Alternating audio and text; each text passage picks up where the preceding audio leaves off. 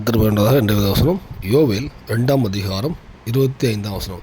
நான் உங்களிடத்தில் அனுப்பின என் பெரிய சேனையாகிய வெட்டுக்கிளிகளும் பச்சை கிளிகளும் முசுக்கட்டை பூச்சிகளும் பச்சை புழுக்களும் பச்சித்த வருஷங்களின் விளைவை உங்களுக்கு திரும்ப அளிப்பேன். கர்த்தர் வேண்டதாக இந்த வசனத்தில் பார்க்கும்போது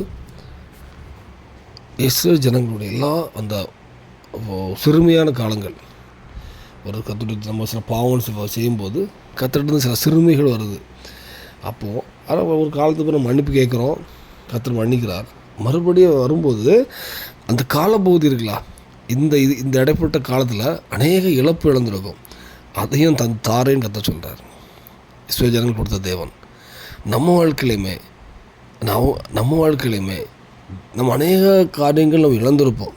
அது நம்முடைய பிற்காலத்தில் நம்முடைய பாவத்து நிமித்தமோ நம்மளுடைய ஆவிக்குரிய ஏதோ ஒரு குறை, தேவனுக்கு பிரியமில்லாத ஒரு கூட கிரியை நிமித்தம் நம்ம இழந்திருக்கலாம். அது ஆரோக்கியமாக இருக்கலாம், பொருளாதாரமோ எது இழந்திருந்தாலும் சரி, பிசாசுங்கிரிகளை எது இழந்திருந்தாலும் இந்த வேலையில் நம்ம ஒரு விஷயம் கர்த்தரை நோக்கி பார்ப்போமானால் இஸ்ரவேல் ஜனங்களுக்கு அது திரும்ப அளிப்பேன்னு சொன்ன தேவன் நம்ம அதே கற்று தான் ஆராதிக்கிறோம். கண்டிப்பாக நம்ம வாழ்க்கையிலையுமே இழந்த சகலோடு தருவார்.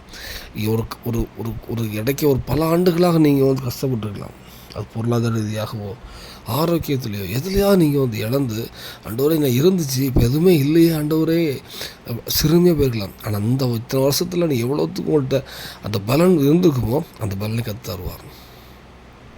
இந்த வேலையில் அர்ப்பணிப்போம். என் ஜனங்கள் ஒருபோதும் வைக்கப்பட்டு வேறு சொல்லுது. கர்த்தர் நோய் பார்ப்போம்.